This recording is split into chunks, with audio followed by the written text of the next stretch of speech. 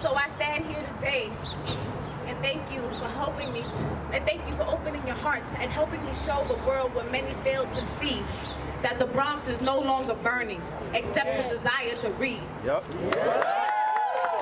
What's up, everyone? I'm Jazz Marie, and I'm here at the only bookstore in the Boogie Down Bronx, the Lit Bar, right here in My Haven. It's the only place where you can read your favorite book and also sip on your favorite wine. So let's check it out.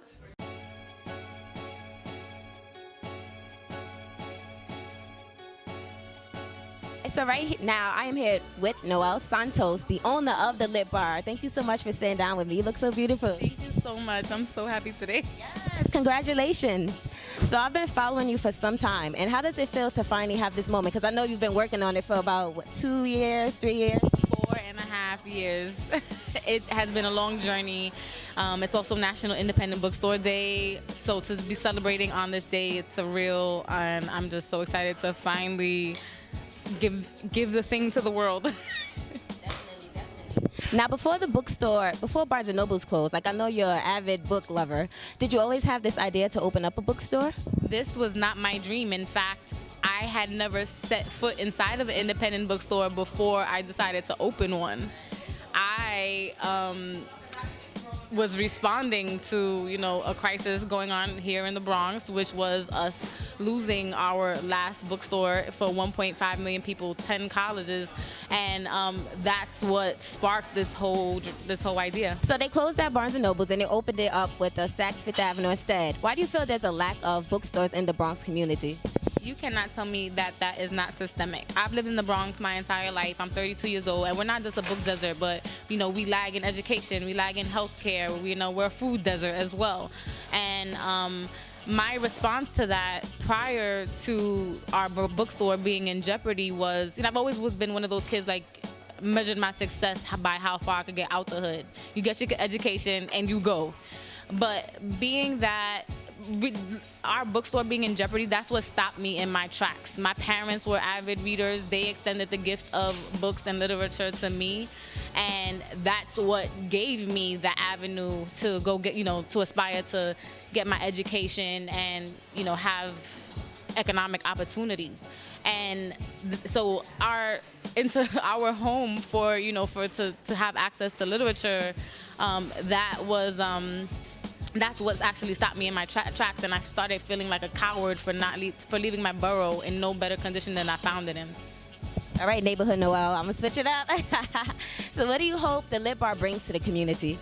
So I hope that this one, creates that intellectual visibility that I'm looking for. The neighborhood is gentrifying, so I wanted to make sure that we had a seat at the table. I wanted to make sure that, that we're doing our part to preserve culture, making books accessible to the community. So not only are we going to be selling books in the store, but we're going to make sure that we do outreach and we hit the streets. And, we have no shortage of talent in the Bronx, but there's not a lot of connection to the publishing industry. I'm one of the few I'm only the only the second Black bookseller in New York City. That's crazy. So I want to, hopefully forge a path forward for aspiring booksellers, people who want to be in this industry, and writers. So my last question is, before we wrap up, what is a book right now that you would recommend for entrepreneurs? For entrepreneurs, Essentialism. That's the last book I just read, and it's about almost like minimalism, but it's essentialism, and it gives you tactical tools on how to just cut back on all the non-essentials in your life to clear you to live in your purpose, so that you're only doing the things that are going to drive you towards your goals. And that was life-changing for me. It's amazing. Honestly, I've looked up to Noelle for the past 4 years of her journey. I'm in college right now, and I wrote my first paper on her and her opening up the store, because she's an extreme, she's an idol for me. I've always loved reading, and growing up in the Bronx, there was no place for me to go to find books. And then when they opened up the Barnes & Noble's, that was too far for me because I was too young. Especially when they closed it, it was even more devastating, because now there was no source for me, and I hate going downtown. So having this be here and being able to be a part of the journey of her starting it, it's amazing. It's a really good experience. Just to see the progression of the first conversation that we had when she was like, I want to open a bookstore, I want you to be a part of it, to now it's just came into fruition, and so many people are here supporting her from all walks of life. I heard somebody that they're coming from Dallas, Texas, here just to be at a bookstore in the Bronx. It feels amazing. I am so proud of my best friend. I'm so happy for her. She's been fighting and fighting and fighting and going through so much to get this done, but she did it, and we are here, and we are so excited. Tell people another reason why they should come out to the Lit Bar. It's lit. Because it's lit. To get lit!